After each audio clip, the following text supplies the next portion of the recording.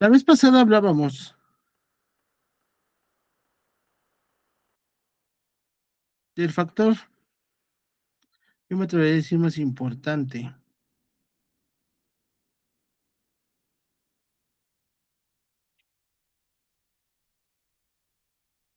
o uno de los más importantes, ¿no? Cuando hablamos de la prevención del delito, y justamente eran las políticas públicas, más en específico, pues la política criminal, ¿no?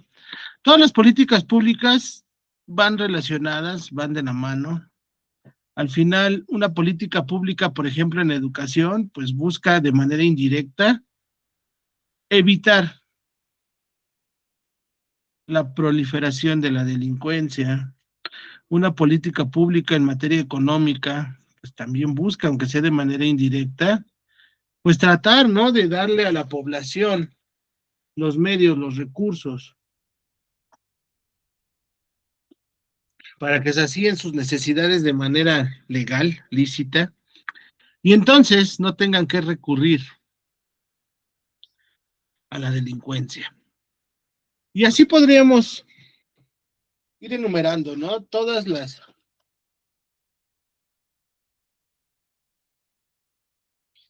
múltiples políticas públicas que existen y que se van desarrollando a lo largo del tiempo, de los años. Podríamos analizar y contrastar, ¿no? Políticas públicas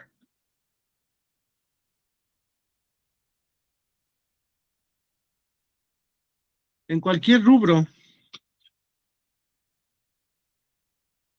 para tratar de entender si es que han funcionado o no lo han hecho, ¿no? Al caso vamos a hablar, vamos a analizar de la política criminal, políticas en seguridad pública,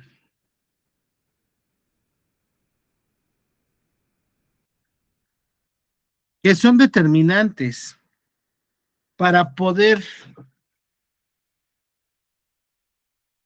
proyectar, para poder,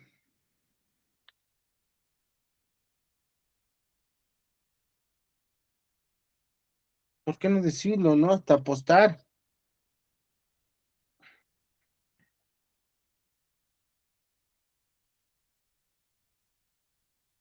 en el sentido de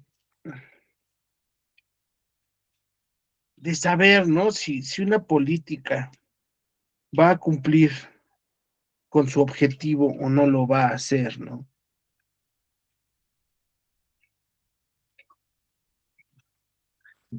Toda política pública en materia de seguridad, toda política pública relacionada con el ámbito criminal,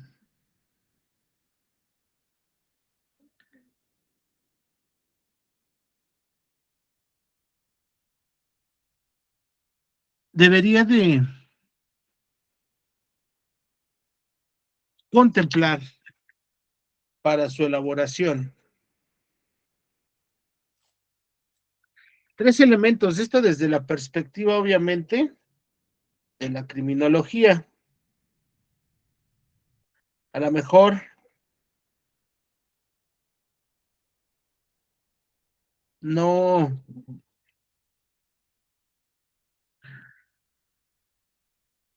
si lo analizamos, ¿no? Desde otra perspectiva, la administración, tal vez desde la política como ciencia, a lo mejor no esté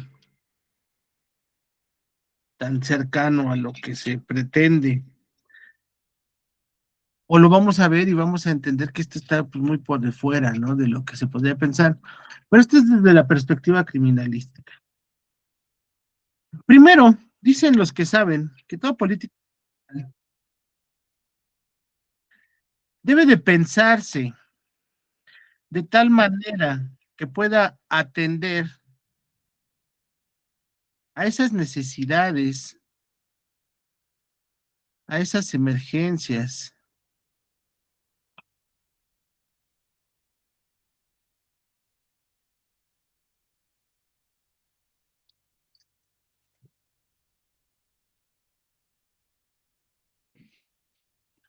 que se van presentando y que son muy específicas, muy puntuales en cada comunidad, ¿no? No podemos entender este fenómeno, la delincuencia, para ser más precisos, bajo un mismo criterio, bajo un criterio general universal.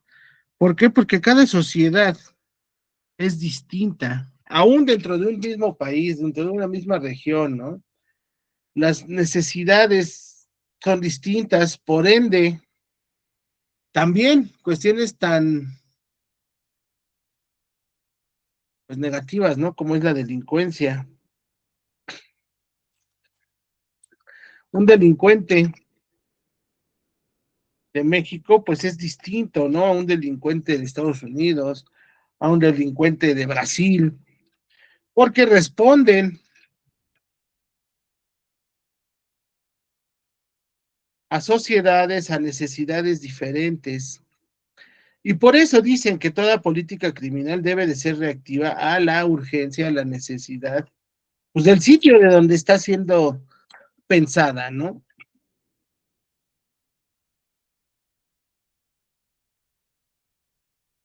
En México, pues bueno, los crímenes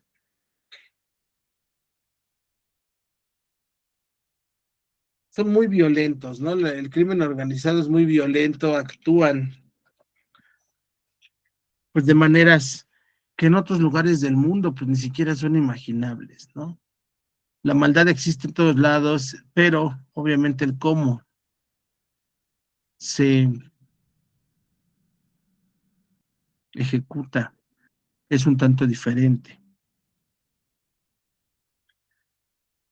En nuestro país, bueno, los cárteles que tenemos son de los más salvajes, ¿no? Del planeta,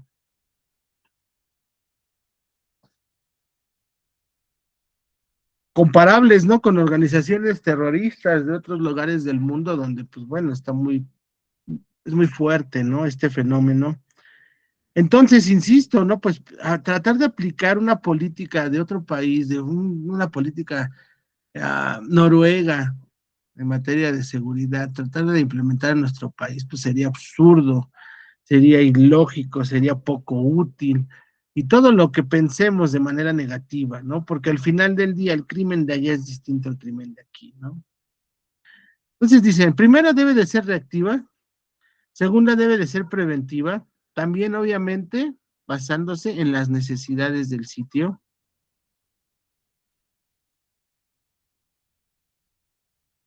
Estas políticas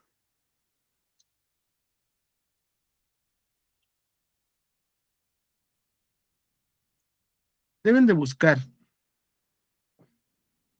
la prevención, sí erradicar el mal, sí terminar, ¿no? El ideal sería terminar de tajo con todo lo de lo malo, todo la delincuencia, pero debemos de entender que este fenómeno pues es como las plantas, ¿no? Como la hierba. Este fenómeno podemos hoy pensar que se ha erradicado en un lugar porque ya se eliminó al líder, porque ya se desarticuló en su mayoría, ¿no? Y vamos a darnos cuenta que a los meses, que a las semanas, de nueva cuenta, se está reorganizando, ¿no? Esta célula criminal. Y no solo en nuestro país, digo, en cualquier lugar, ¿no? Esto sucede porque al final del día es parte del ser humano el mal, ¿no? Es parte del ser humano esa necesidad de romper, valer, de romper, perdón, eh, lo que ya está establecido.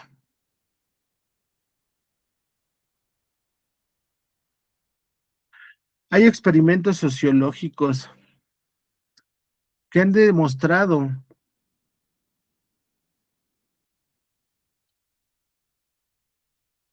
que hasta las personas más rectas, que hasta las personas que parecen más honestas, en algún momento, aunque sea mínimo, cometen alguna acción que los aleja de este supuesto, ¿no? Que podríamos decir, bueno, pero pues, ¿qué hizo, no? Esa persona es tan recta y tiró una basurita. ¿Qué fue una basurita? No pasa nada, ¿no? Es algo muy X. Sí, sí, sí. Pero al final del día también está en nuestra naturaleza, ese deseo de ir contra el sistema. Somos animales salvajes, somos animales que en el fondo seguimos manteniendo ese deseo, esa necesidad de sentirnos libres, ¿no? Nuestra mente entiende que necesitamos vivir bajo reglas, ciertas reglas. Nuestro cerebro entiende que, bueno, ¿no? La sociedad, la composición actual, pues nos invita, nos obliga a conducirnos de cierta manera, ¿no? Pero eso no quiere decir que en el fondo todas y cada una de las personas alguna vez hemos pensado en infringir la ley, ¿no? Digo, mientras lo pensemos y no lo llevemos a cabo, pues no hay mayor problema, ¿no? Muchos lo exteriorizan y es entonces donde surgen las cuestiones, ¿no? Todos alguna vez, ahorita en el pasado, pensamos, ay, cómo me gustaría darle cuello, cómo me gustaría desvivirlo o desvivirla por esto que me hizo, por esto que hizo, pero no pasó de nuestra mente, fue un deseo, fue algo que nos quedamos para nosotros, que no llevamos a cabo y que al tiempo, pues bueno, ¿no? Desapareció esa intención de hacerlo, ¿no? Pero no todos los seres humanos son capaces justamente de poder contenerse y muchos lo hacen, ¿no? ¿Y qué pasa? Pues cuando nosotros caemos en la tentación, cuando nosotros nos dejamos llevar por ese instinto primitivo que prevalece en nosotros, pues lo que sucede es que nuestro cerebro reconoce y le gusta esa sensación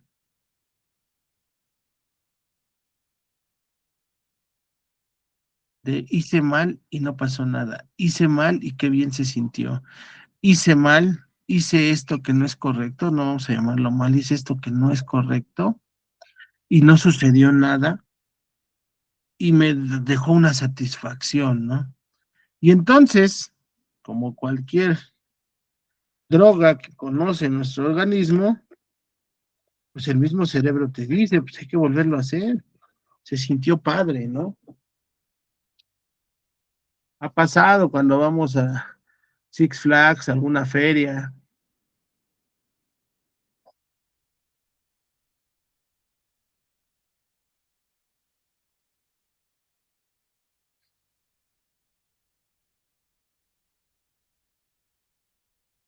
y nos bajamos de ese juego que al principio no queríamos subirnos, que nos daba mucho miedo, que se veía bien salvaje,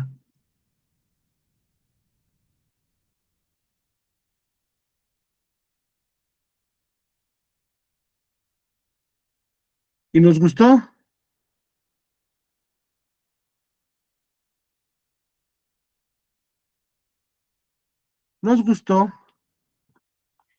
y lo volvimos a hacer, ¿no?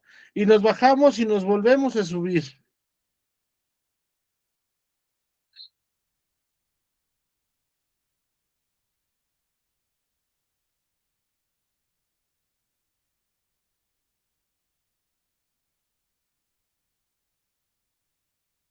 Y si pudiésemos, pues nos quedaríamos ahí, ¿no? Probamos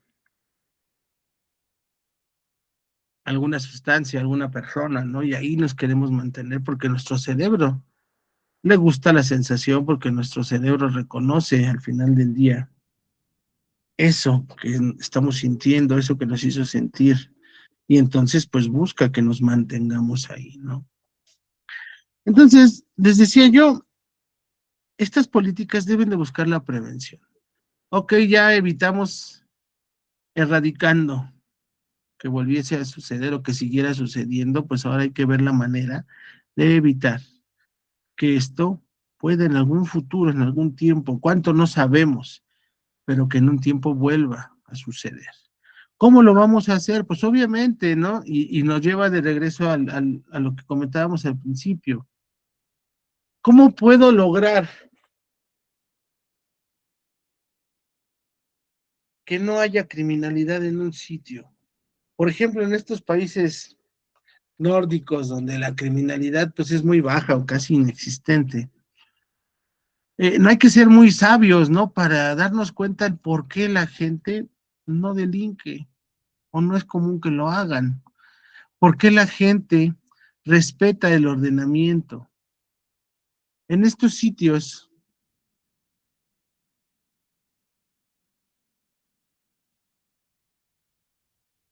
empezando por el ámbito económico, en estos lugares es de los lugares en donde el salario promedio es de los más altos del mundo, si no es que el más alto del mundo, ¿no?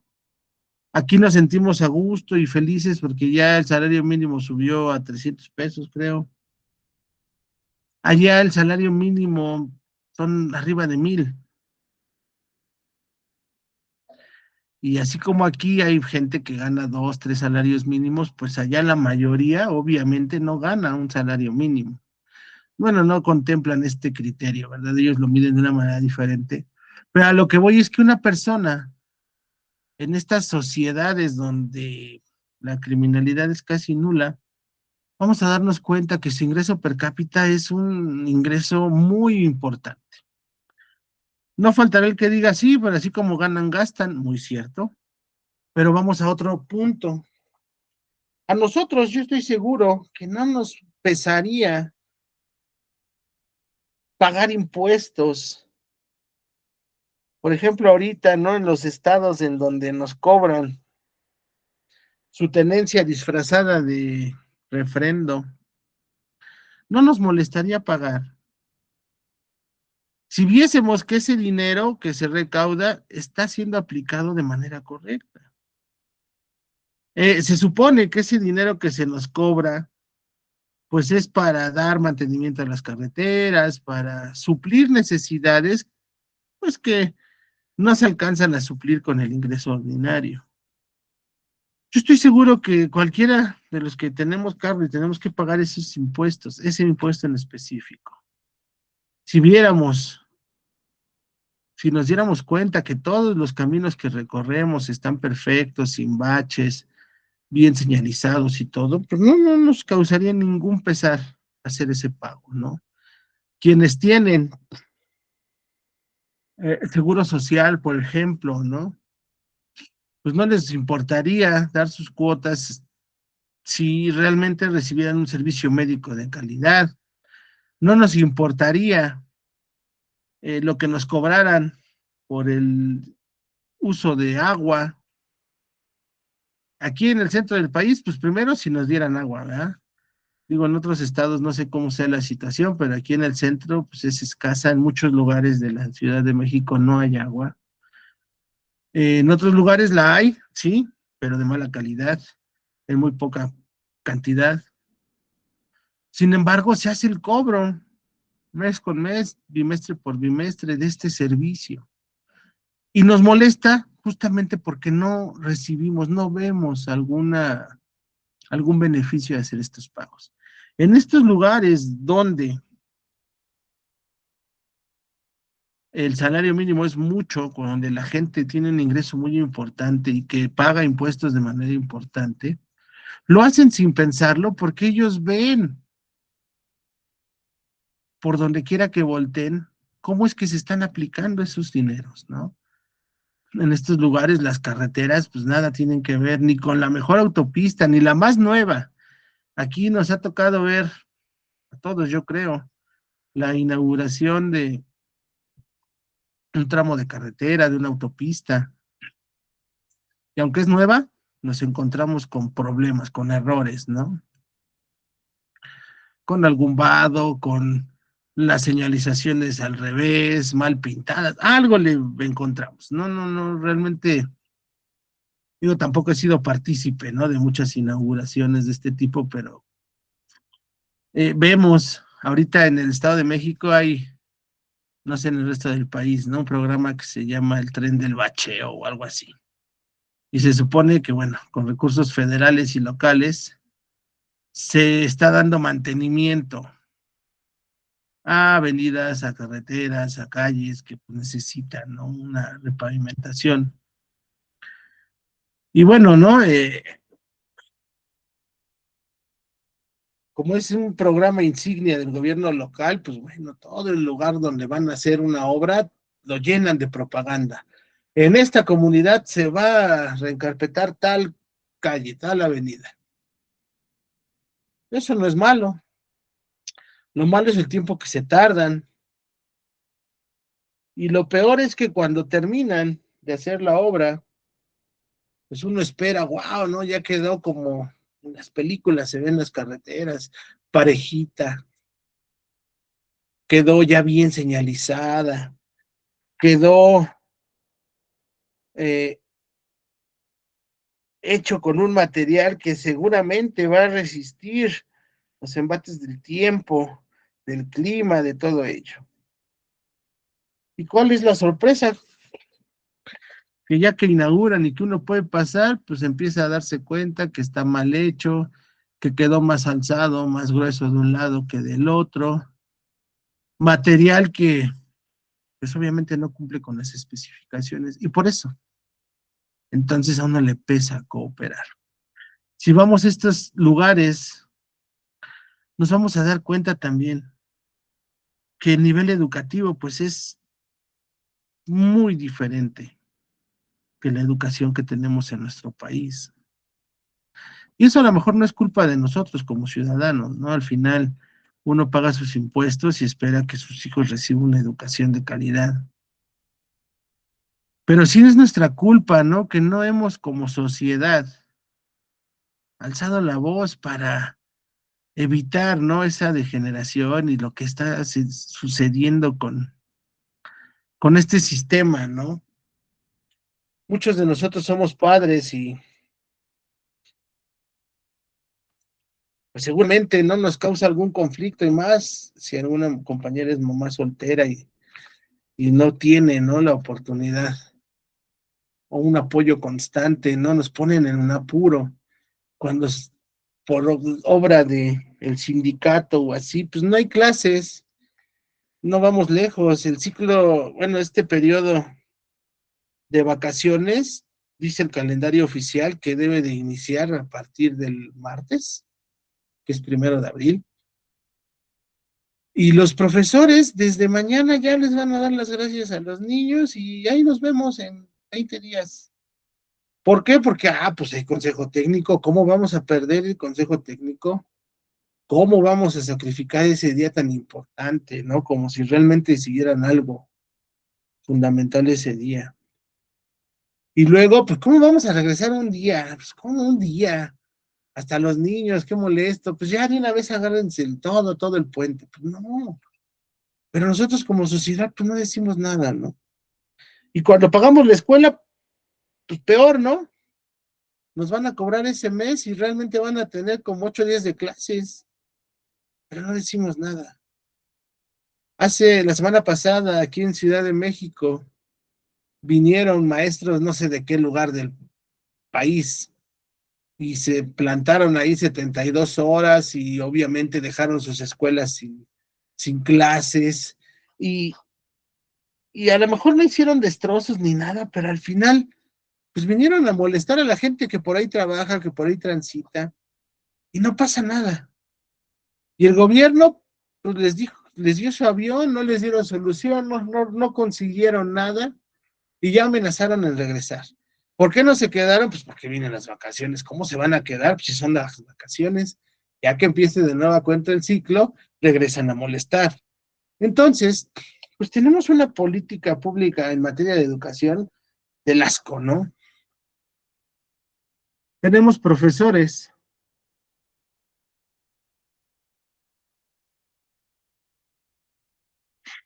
pues que están ahí por imposición, profesores que tienen que responder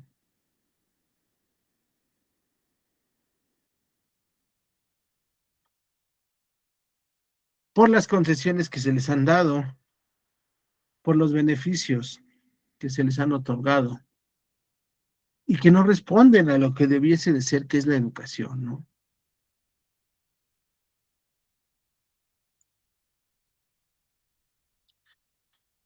Nuestros hijos cada vez aprenden menos.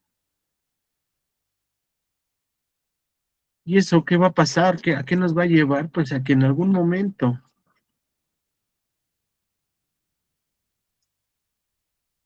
no podamos ser competitivos. A lo mejor no lo podemos entender, ¿no? No es tan sencillo. Pues, no, ¿qué pasa? No importa que no tengan una educación excelente, pues de todas maneras, alguna vez alguien me decía, lo importante es la universidad, ¿ok? Pero para llegar a la universidad, digo, a lo mejor ya no, porque pues parece que lo que el gobierno quiere es quitarles a los alumnos todas las trabas existentes hoy en día. Ya no va a haber, o no sé si ya no hay examen para el ingreso al bachillerato. Anteriormente, pues sí, tenías que hacer un examen y ganarte tu lugar, ¿no? Hoy el gobierno dice, no, pues ¿para qué molestamos a los muchachitos? Hay que darles un lugar seguro.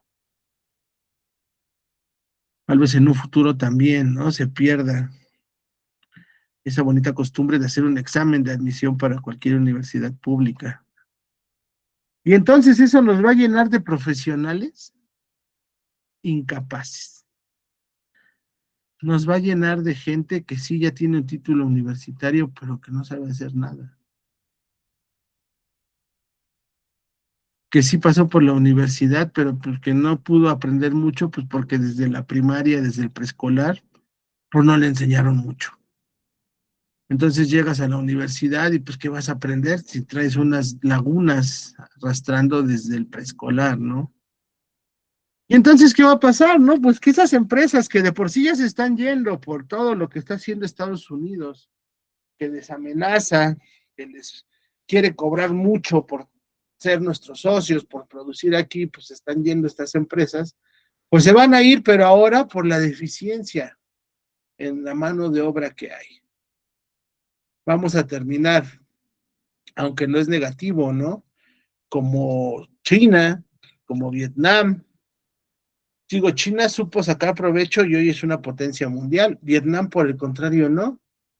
En Vietnam, muchas empresas tienen plantas porque la mano de obra de ahí es muy barata. Es mano de obra muy barata, pero también es mano de obra que no está calificada. Es gente que aprende a hacer una sola labor y que la hace sin entender como para qué sirve.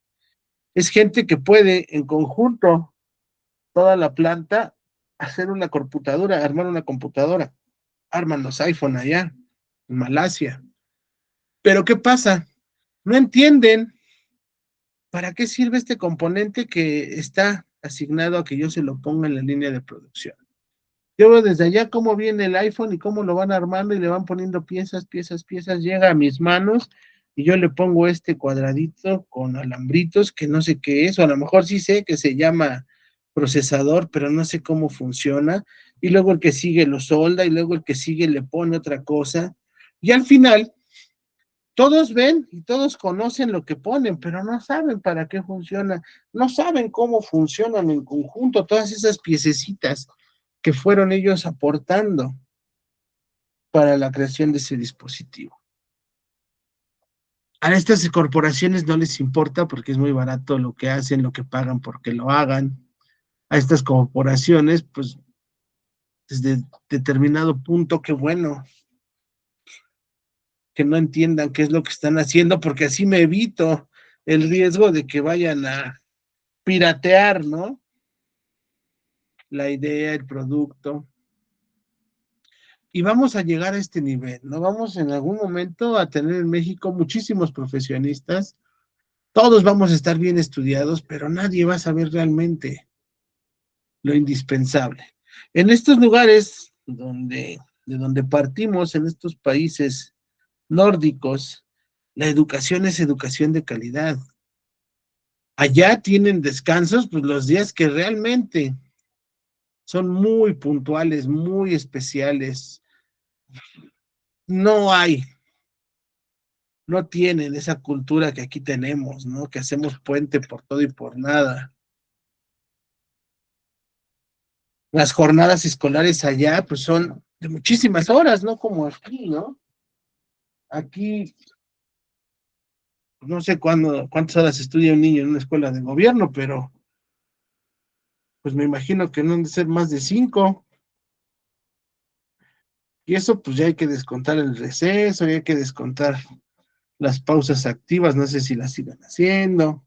Y realmente, pues, que educación tienen 4 horas, 4 horas y media, ¿no? Queremos que nuestros hijos aprendan un poquito más, pues los mandamos a una escuela particular donde, bueno, sí están más horas, ¿no? 7 horas, 8. Pero si no tenemos esa oportunidad, pues entonces estamos, ¿no?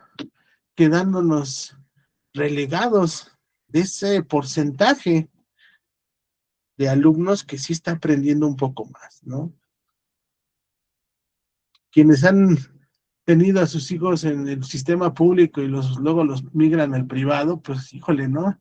Te das cuenta de cuáles son las deficiencias que existieron. Un niño que entra primero de primaria, que viene de un kinder particular, pues ya te sabe al menos escribir, pronunciar las vocales, los números al menos del 1 al 10.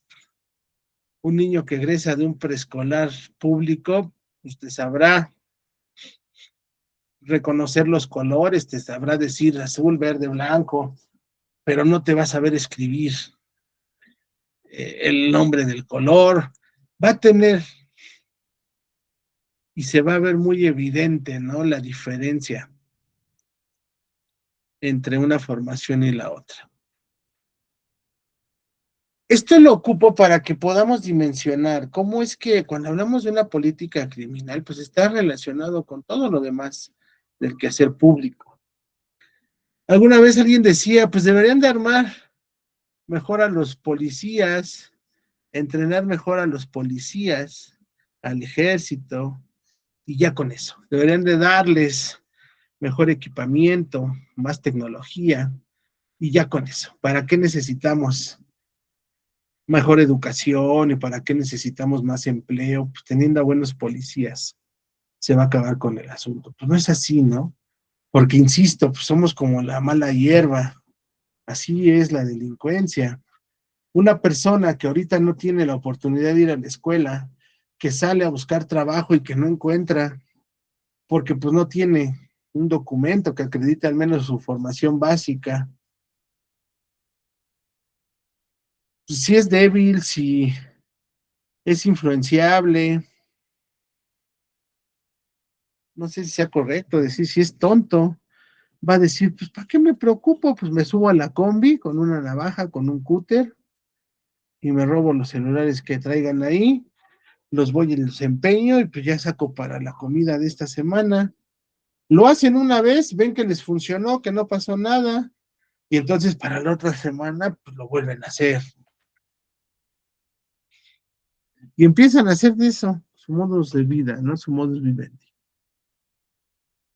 Si esa persona hubiese tenido tal vez la oportunidad de encontrar ese empleo que buscó al inicio, pues no hubiera delinquido. A lo mejor no hubiera salido de pobre, a lo mejor no hubiese hecho grandes cosas, pero pues bueno, diría, ya tengo trabajo, sé que cada semana se me depositan mis 2,000 pesos, 2,200, no sé cuánto es el salario. Pues no necesito robar, ¿no? Con eso, pues algo. Pero como no fue así y tomó el camino fácil y vio que le funcionó, pues entonces, ¿qué sucede? Pues ahora nos estamos enfrentando, ¿no? A esa criminalidad. Que si desde hace años hubieran hecho bien las cosas, pues ahorita no estaríamos enfrentándonos a ella. Dice también que debe de contemplar la reincorporación de las personas que transgreden la ley, ¿no? la reinserción. En teoría, toda política criminal debe de buscar erradicar el problema, prevenirlo y ya cuando pasó todo esto, cuando ya había personas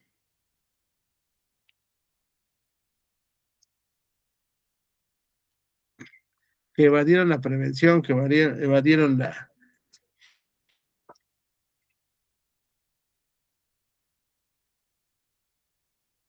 eh, todas estas etapas, pues hay que darles la oportunidad, hay que buscar que esa política les brinde la oportunidad de reincorporarse a la sociedad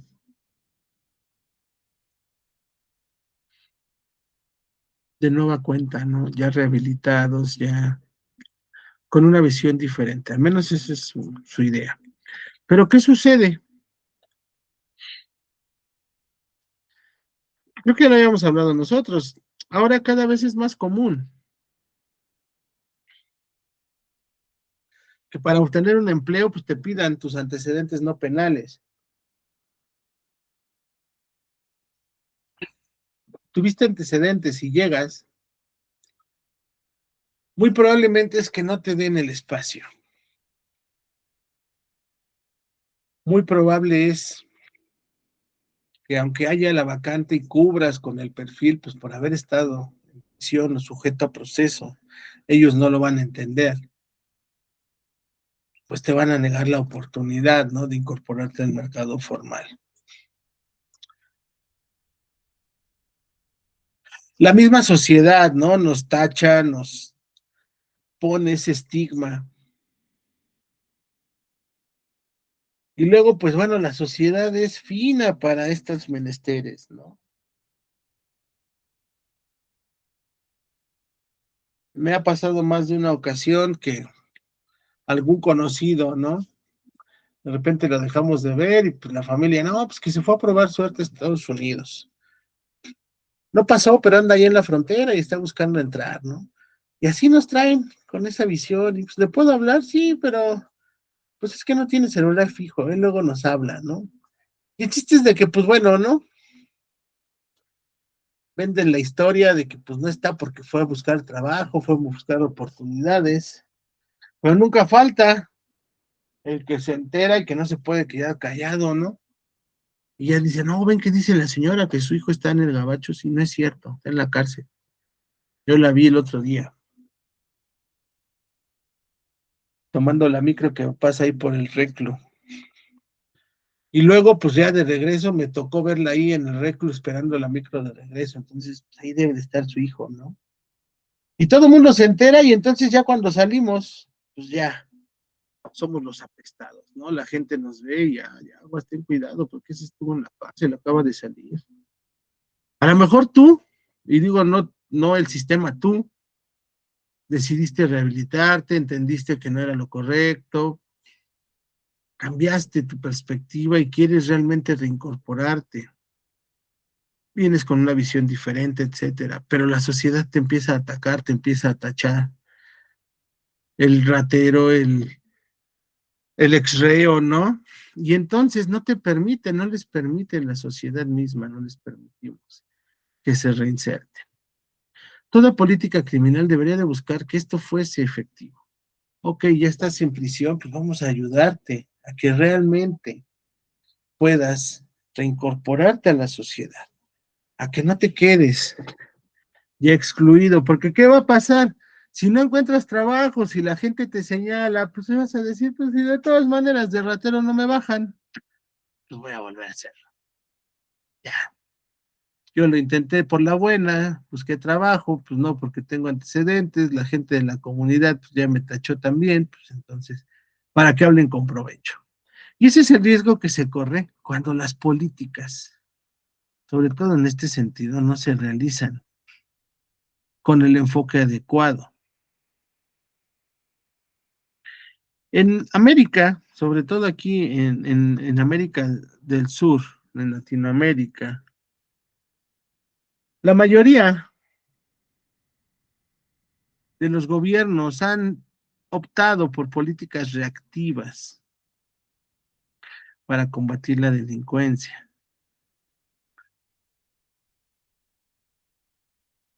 Se dieron cuenta que a lo mejor la prevención pues no era tan útil, no era tan práctica, no había el recurso, etcétera, y decidieron eliminar estas políticas, ¿no? Aquí cito el ejemplo de El Salvador, que lo hablábamos la vez pasada. Este país vivió desde los 80s, 90s, los 2000s, unas décadas muy, muy, muy lamentables. Las bandas, las maras, tomaron el control de la sociedad. Realmente se vivía, según los testimonios, ¿no? Como si estuviesen en un lugar de guerra, ¿no? Los negocios todos tenían que pagar derecho de piso. Eh, lo pagaba pues a un grupo específico.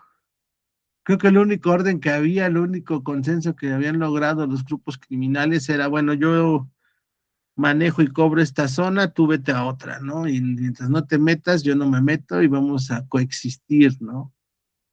Era el único orden que realmente había prevalecido en ese caos. ¿Qué pasa entonces? El gobierno se da cuenta hasta dónde irrumpieron, hasta dónde corrompieron estas organizaciones y decide crear esta ley antimaras.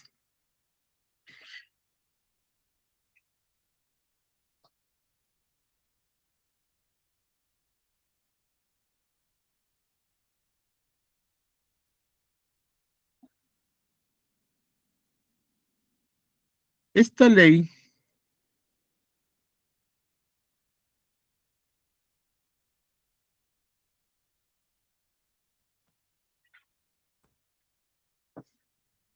endureció las penas para las personas que eran grupos de estas organizaciones criminales. Empezó a dar penas máximas a delitos que no lo tenían.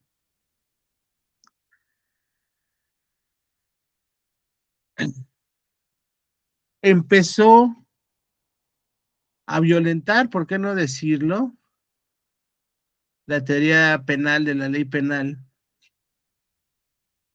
que señala, ¿no? Pues que toda pena debe de ser proporcional al acto realizado, ¿no?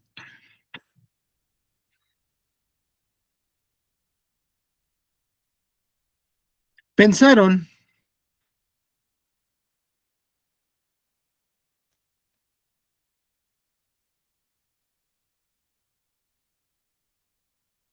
que endureciendo las penas por delitos muy, muy simples, iban a lograr que la gente pues dejara, ¿no? De cometerlos. Obviamente, lo único que lograron fue sobrepoblar rápidamente sus prisiones, pero realmente no detuvieron ni lograron, ¿no? Un descenso significativo en sus números, ¿no? Esta ley antimaras, pues bueno, fue ya de hace veintitantos años. Trataron de aplicarla, vieron, estuvieron modificando, estuvieron corrigiendo la plana, tratando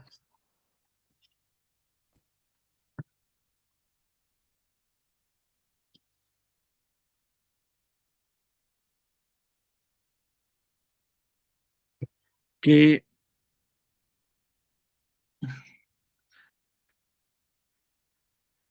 con esta ley realmente se viera un cambio, ¿no? No pasó. Y entonces modificaron esta ley antimaras y ahora se llama Ley de Proscripción de Maras y Pandillas. Esta ley realmente no cambió mucho la forma,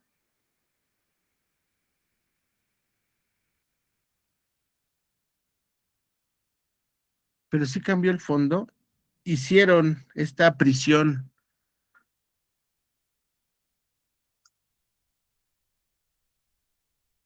modelo, dicen muchos.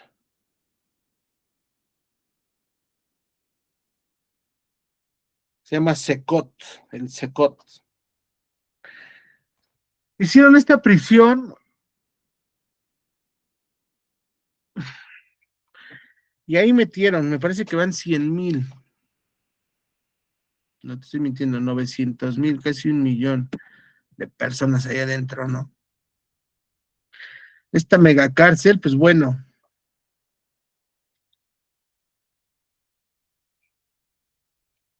fue pensada, muchos le reconocen cómo es que fue elaborada, cómo fue llevada a cabo. Ya habíamos hablado, ¿no? De las condiciones en las que están estas personas. Y si bien es cierto que en números les ha funcionado, porque ya están casi todos allá adentro, también es cierto que siguen luchando, ¿no? Por erradicar a todos esos brotes que siguen surgiendo, porque al final del día,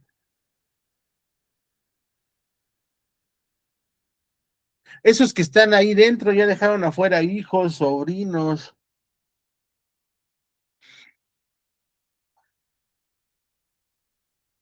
que fueron criados, que fueron creciendo de lado, a la par, ¿no? De estas personas, de estos personajes, y que entonces, pues ahora se sienten con la obligación de seguir el legado, que se sienten con esa responsabilidad, no sé, ¿no? De mantenerse, y es con lo que ahorita están batallando, ¿no? Obviamente, nada que ver con el inicio de esta campaña que empezó este señor Nayib Bukele, que bueno, incluso no permite la fuerza letal, el uso de la fuerza letal contra las pandillas. La mayoría yo escuchaba, pues como ya saben que la orden es tirar a matar, la mayoría pues ya solitos, ¿no? Se entregan o no ponen resistencia justamente pues para que no les priven de la vida, ¿no? Esta campaña que pues bueno, insisto, ¿no? Podríamos pensar, wow, ha funcionado porque sí ha reducido de manera muy importante la criminalidad, pues realmente no ha resuelto el problema de raíz, ¿no? La gente que no era mala o que no entraba en el supuesto, como les decía, con que tengas un tatuaje que haga alusión a una de estas bandas, pues ya eres levantado y pues eres llevado a juicio, ¿no? Los que han sobrevivido, que no tienen esto y que están fuera, pues bueno, están atados de manos, porque ok, ya no hay delincuentes, sí es cierto, ¿no? Pero nos quitaste una enfermedad, un cáncer como es la delincuencia, pero nos dejaste abiertos, ¿no? Si fuéramos una persona, un paciente con cáncer, pues ok, ya erradicaste el tumor y ya lo seccionaste, ¿no? Pero pues me dejaste abierto, se me va a infectar, se me puede infectar otra vez, se me puede salir algo, ¿no? Esta sociedad está atravesando un problema similar, ok, ya no hay delincuentes, pero sigue sin haber oportunidades de empleo, sigue sin haber dinero, flujo de dinero. Entonces, pues realmente no fue la solución.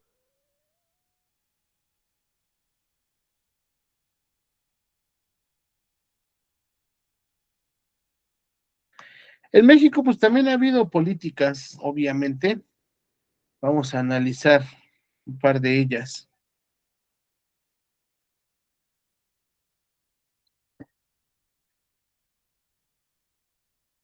La más reciente, ¿no? Que tuvo un impacto, pues para muchos no positivo, fue esa política, ¿no? De abrazos, no balazos. Digo, habrá quien esté de acuerdo, ¿no? Con las ideas de este señor, habrá quienes no.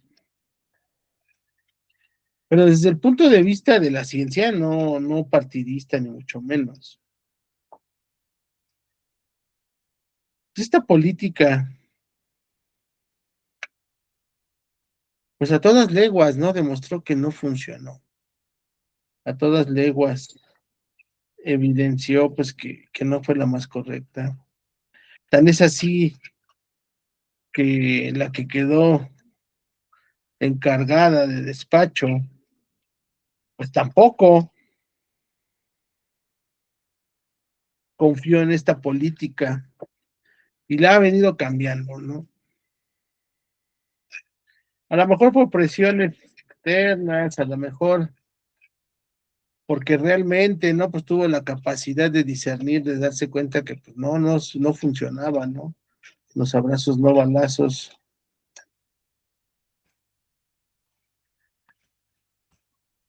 Y lo que hemos visto, pues es que se han encrudecido aún más, ¿no? Los problemas sociales en estos sitios. Guanajuato,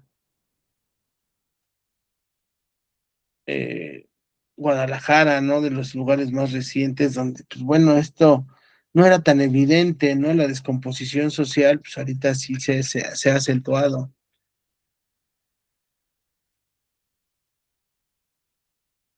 Y situaciones similares, pues se darían y podríamos estar hablando de ellas en todos los lugares del país, ¿no? A lo mejor en lugares así como el centro del país, pues no, afortunadamente no vemos eso más que en las noticias, pero no quiere decir que no pase, ¿no? Simplemente que aquí en el centro, pues bueno, han logrado un equilibrio, un cierto equilibrio, y pues bueno, no es tan común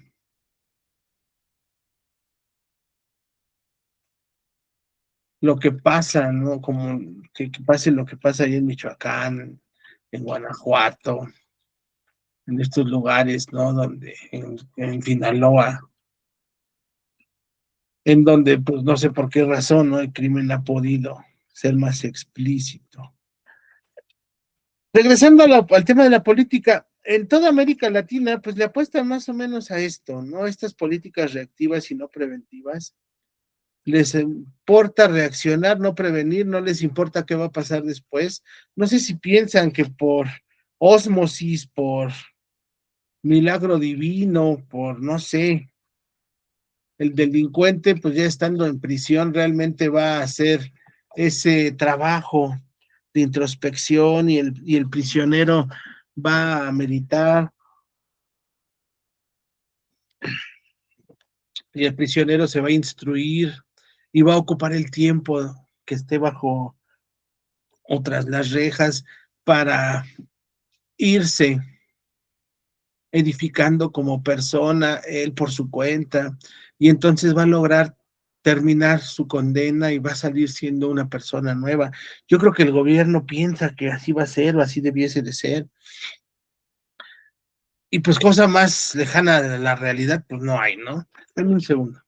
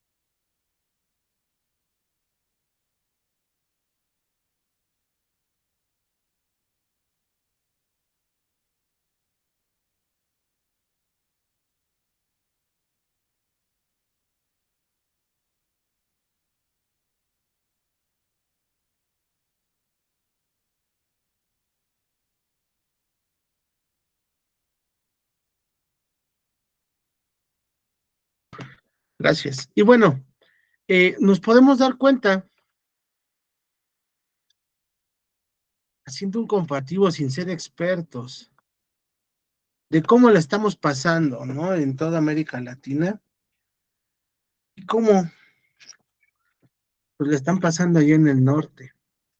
Tampoco vamos a decir que, wow, no, pues ellos tienen la sociedad modelo y que, wow, ellos están ajenos a todo problema delincuencial. No, pero realmente los problemas que enfrentan son diferentes a los nuestros, ¿no?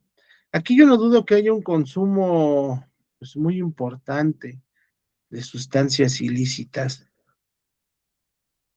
pero yo estoy seguro que no es como en Estados Unidos. Eh, Aquí, lamentablemente, ¿no? Pues ya empezamos a sufrir de actos de conductas que las veíamos lejos, no vamos a retroceder mucho. Ayer, antier, el joven este, que seguramente todos lo vimos en las noticias, el joven este que entró a su escuela con un arma y mató a dos maestras, ¿no? Eh, Algunos decían, bueno, fueron dos maestras y las mató realmente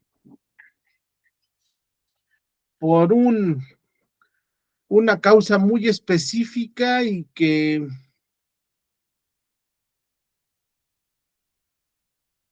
no es fácil, ¿no? Que pueda volverse a suceder. Algo así era la justificación.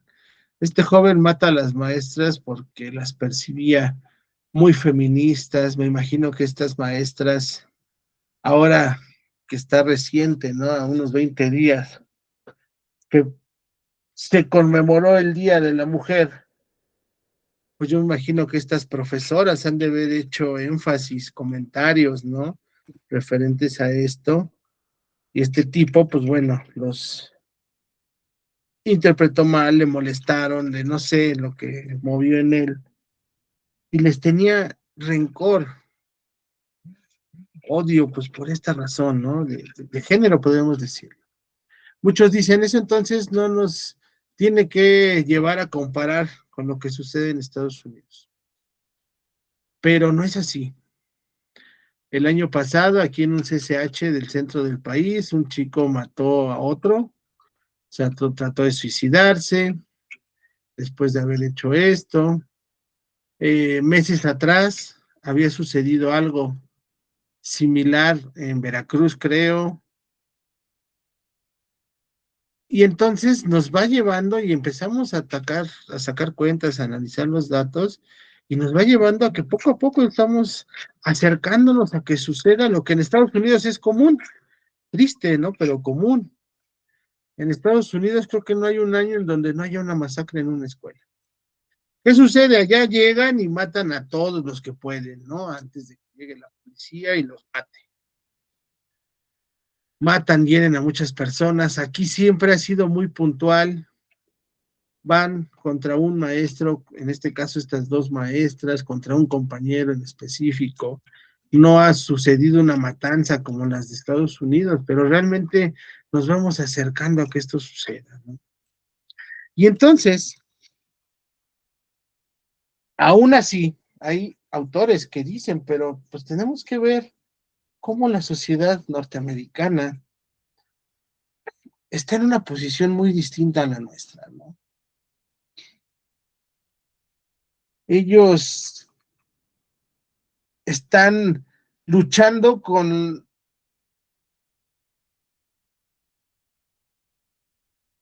los remanentes de lo que aquí estamos padeciendo, ¿no? Ellos luchan pues por combatir, ¿no? Los efectos que dejan las drogas que pasan los capos mexicanos allá, ¿no? Ellos no están luchando por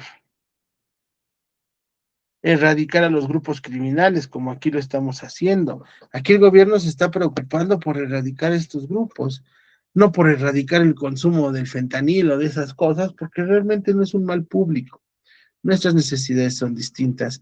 Y por eso entonces toman este comentario los que saben, porque al final lo que pretenden es que se abran los ojos, ¿no? que las nuevas generaciones de esa gente que va a estar encargada de la elaboración de estas nuevas políticas realmente tenga esa visión más plural, que se dé cuenta que no es nada más trabajar en un sentido, en un rubro, sino que tienes que atacar y trabajar en todos ellos. Debes de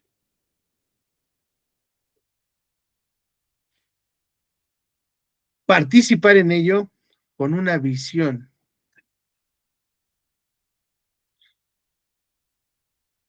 más adecuada a la modernidad, que sirva más,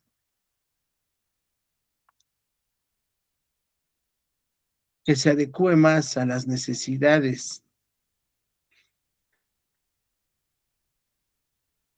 atendiéndolo desde estos tres francos, no nada más flancos, no nada más desde uno. Continuando, pues bueno, tenemos que analizar los distintos modelos de prevención que existen.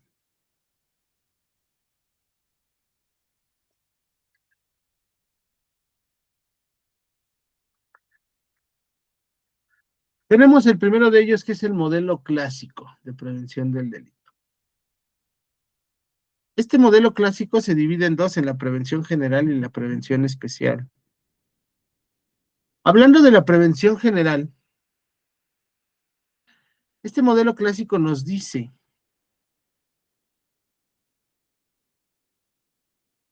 nos habla, ¿no? Del proceso legislativo que debe de existir para lograr esta prevención. La idea del modelo clásico es, ok, ya hay muchas leyes, ya la mayoría de esas leyes pues está hecha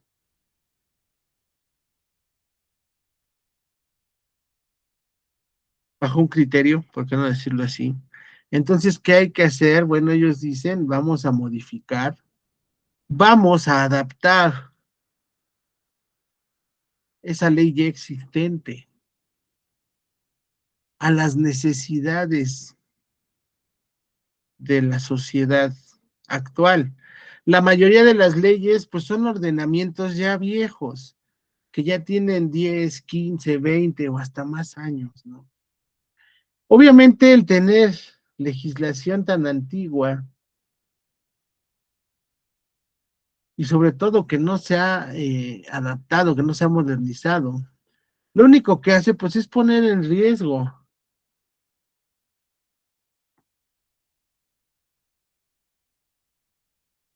en mayor riesgo a la población, ¿no? Por eso este modelo dice, esta debe de ser una actividad que va de la mano con ese proceso legislativo, que hagan leyes, que las modifiquen, que las adapten de tal manera que la sociedad realmente pueda entender el mensaje que se le quiere dar, ¿no? Ese mensaje tan simple que todos los tenemos claro, porque sí hay que reconocer desde pequeños, ¿no? Nos van forjando, pero nos van forjando con muchas deficiencias, nos van forjando una idea no clara, muy inexacta, y sobre todo no nos van dando las bases del por qué en sí o por qué no. ¿A qué me refiero? Desde pequeños en la casa nos dicen, no, no, no robes, no debes de tomar lo que es tuyo, porque eso es robar. Y a los rateros se los llevan a la cárcel. Viene la policía y te lleva a la cárcel por ratero. Okay. Voy creciendo con esa visión, bueno, no debo de tomar lo que es mío, porque si no viene la policía y me lleva a la cárcel. Pero para empezar, cuando nos lo dicen, no se preocupan por mostrarte, ah, mira, esto es la cárcel. Ah, ok, ahí voy a llegar si robo, sí. Si ya me puse, si me ponen, por ejemplo, un video donde yo voy a la cárcel, un video, no la novela del 2, ¿no? Porque pues, la novela del 2 te presenta una cárcel pues muy, muy lejana a lo que realmente es, ¿no? Lo discutía con un grupo de otra licenciatura de pedagogía cuando hablábamos de, del modelo conductista en donde nos van condicionando con un premio o un castigo, ¿no? Y yo les decía, bueno, si en la escuela nos dice papá, saca buenas calificaciones y te compro algo, el papá pues está siendo muy ambiguo, te compro algo, pues puede ser que te compre un bistec para que comas, y él no estaría faltando a su promesa, te compró un bistec, te compró algo. Pero ¿qué pasa ahí? Uno hace ideas, mi papá dijo que si saco buenas calificaciones, me va a comprar algo. Uno ya piensa, me va a regalar el nuevo iPhone y la versión Pro Max, ¿no? No sé si existe. Y ya cuando llega el momento, aquí están mis calificaciones, papá, y tu papá te dice, muy bien, muchas felicidades. Mira, te compré un gansito. Nos quedamos así como que, ¿un gansito? ¿En serio? Por un gansito me quemé las pestañas, por un gansito y dices, nah, cácate, ¿no? Y entonces ya no volvemos a hacerlo, pues porque no fue el estímulo que esperábamos. De pequeños nos dicen, el que roba se va a la cárcel, viene la policía y lo lleva a la cárcel. Si no me muestras la cárcel real y me muestras la de la Rosa de Guadalupe, la de la Comedia de las Seis, pues realmente yo no voy a entender ni me voy a impactar. Porque voy a decir, bueno, pues sí se ve feo, pero no tanto. Se ve que tienen donde dormir, se ve que comen, se ven limpios, se ven uniformados, pues no está tan mal ir a la cárcel, hasta parece una escuela, ¿no? Pero si nos mostrara la realidad, diríamos chispas, no, si está re feo, no quiero llegar ahí. Y más fácil nos sería no caer en estas conductas. Entonces, este modelo clásico, hablando de la prevención general, dice, gobierno, debes demostrarle a la sociedad realmente lo que va a pasar. Debe de ser sanciones muy, muy evidentes, muy puntuales. Deben de ser sanciones que causen impacto, pero que la gente entienda.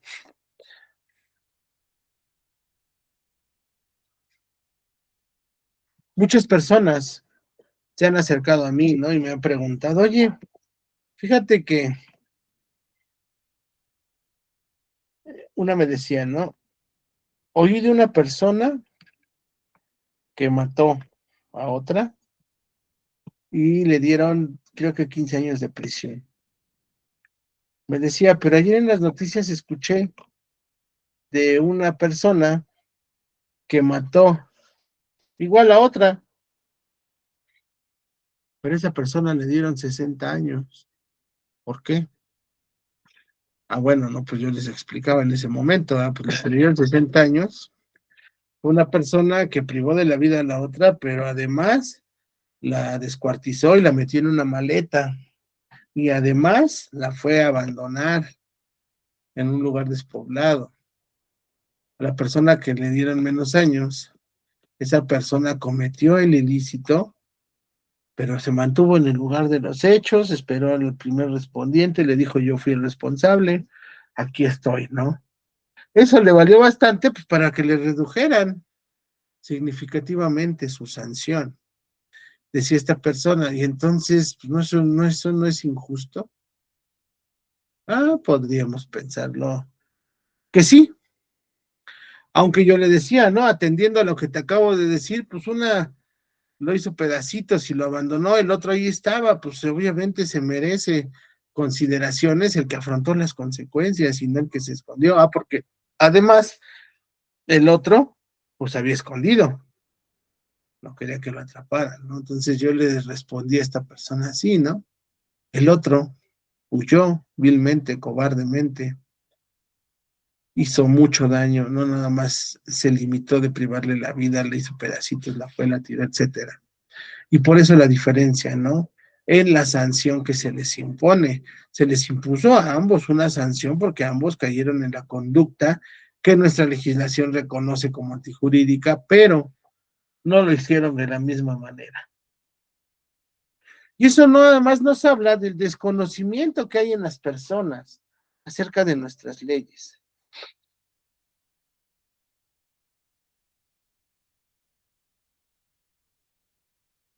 Este modelo clásico nos invita a que se haga énfasis en la sanción. Dice, ¿no?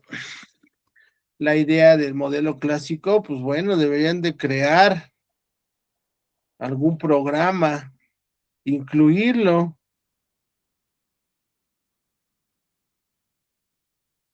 en los programas de gobierno.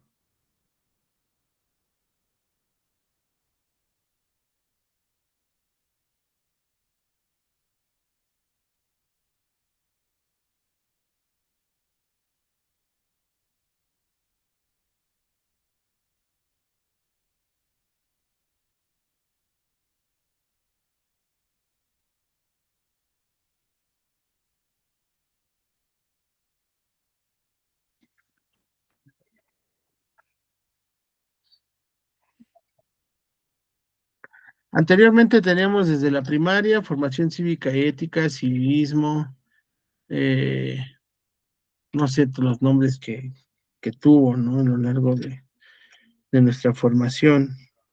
En la secundaria nos volvían a hablar de estos menesteres. En estas materias, si bien no nos hablaban de leyes propiamente, pues nos acercaban, ¿no?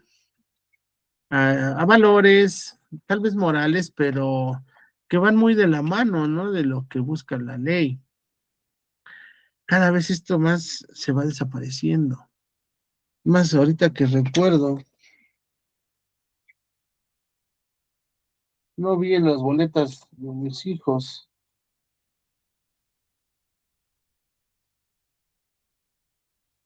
Así tienen ética, naturaleza y sociedad. Sin embargo, pues no creo que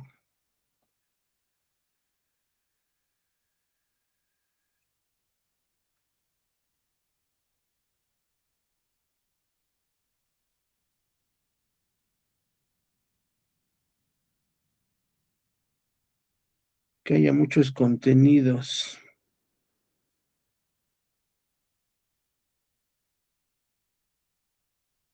que realmente nos acerquen a eso, ¿no? Lo juntan con la naturaleza, pues como que no tiene mucha relación, ¿no? Y la sociedad, pues bueno, eso sí, ¿no? Pero en fin, a lo que vuelvo y a lo que voy es eso, ¿no? El Estado debe de echar mano de esa facultad que tiene de crear, de modificar este cuerpo normativo. Este modelo clásico les dice, aprovecha las herramientas que tienes, herramientas que bien empleadas desde el principio te van a evitar que llegues, ¿no? A un punto en el que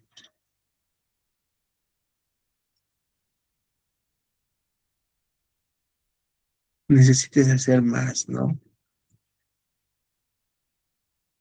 Si desde pequeños nos vamos formando en valores, nos vamos formando con esa visión clara de qué es lo que sí, qué es lo que no, pues cuando seamos adultos, pues no nos va a costar tanto trabajo, ¿no? Si desde ahorita nosotros a nuestros hijos les enseñamos que nos debemos de poner el cinturón de seguridad, que debemos de respetar los señalamientos de tránsito, pues cuando ellos crezcan y conduzcan, pues van a acordarse de cómo papá, mamá cumplían con las normas de tránsito, cómo se ponían el cinturón, cómo respetaban los señalamientos, y lo van a hacer también. Y van a ser ciudadanos, pues a lo mejor si no modelos, promedios que les van a permitir a la sociedad realmente avanzar, ¿no? Cuando no sucede así,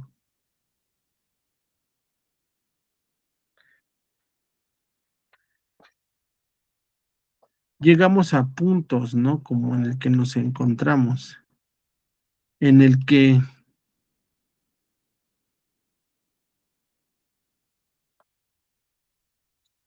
pues realmente, ¿no? Ya no la vemos llegar. Chicos, les decía, nos habla de la prevención general y de la prevención especial. Hablando de la prevención especial, es una visión que nos da este modelo. Dice, primero hay que prevenir en lo general, tratando de que todos no caigan y no incurran en un hecho delictivo. Cuando habla de la prevención especial, nos dice, bueno, los que aún así la regaron y llegaron a infringir la ley, entonces debe de buscarse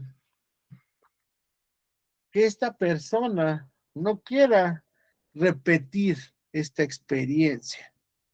Realmente nuestra sociedad es muy rara.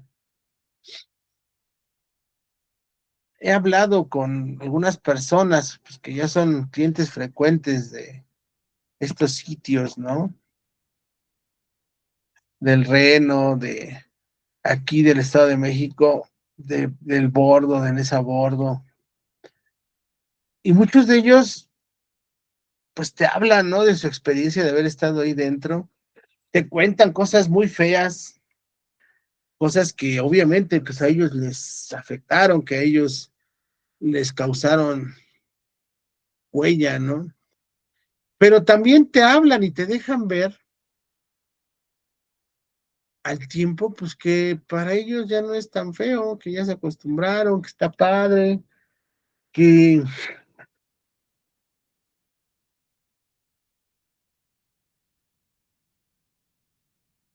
que lo han asimilado también, pues que ya no les causa conflicto volver adentro, ¿no? Y justamente eso es todo lo contrario a lo que este modelo prevé. Este modelo le apuesta a que el que entre a prisión, pues la viva tan mal, pero a la vez también, ¿a qué me refiero? Que viva mal esta experiencia, pero que se le den las herramientas suficientes para no volverlas a vivir. De tal manera que cuando egrese diga, ya no quiero regresar, ya entendí lo que hice mal, ya entendí que no debí de haber hecho esto, ya no quiero volverlo a repetir, así que voy a dejar de hacerlo, ¿no? Pero lamentablemente, pues no sucede así, ¿no? Lamentablemente, estas personas, pues hasta allá se acostumbran y hasta allá disfrutan y ya hasta saben que tienen su lugar reservado, casi, casi. Ya saben cuando regresen con quién ir, con quién dirigirse, para tener esas comodidades y esas cosas, ¿no? Pues que allá adentro son muy preciadas. Esto nos implica esos trabajos multidisciplinarios que hablábamos la vez pasada, ¿no? Trabajar de la mano de otras ciencias, el trabajo social, la psicología, la criminología, el derecho, eh, ramas que sí o sí, trabajando todas ellas en conjunto, logran realmente una correcta reinserción del individuo a su entorno. Pero yo les decía, solamente vemos que funcionan más o menos en ese sentido en la justicia para adolescentes. En esta rama del derecho sí es más común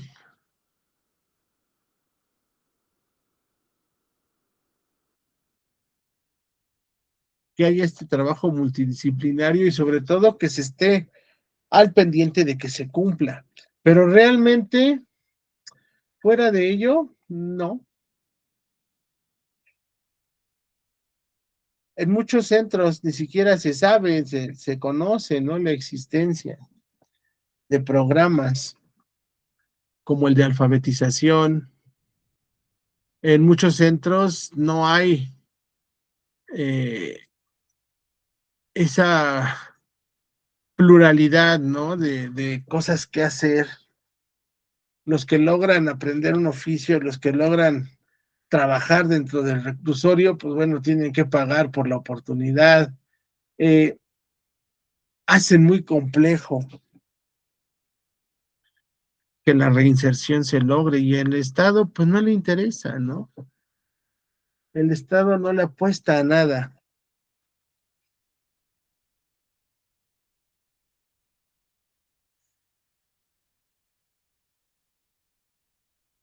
Este modelo pues se aplica, como lo hemos venido analizando en nuestro país, es el modelo que tomaron como inspiración en nuestro país, en América Latina. Es un modelo que, como aquí dice al final, nos ha demostrado que estas personas, en lugar de componerse allí dentro, pues siguen delinquiendo desde allá. Nos dicen, ¿no? Que la mayoría de las extorsiones telefónicas vienen de la cárcel. La mayoría de los fraudes se orquestan desde ahí adentro. Entonces, pues creo que esos estudiosos no se han equivocado, ¿no? Somos un claro ejemplo de que este modelo existe, de que este modelo se ha llevado a la práctica, pero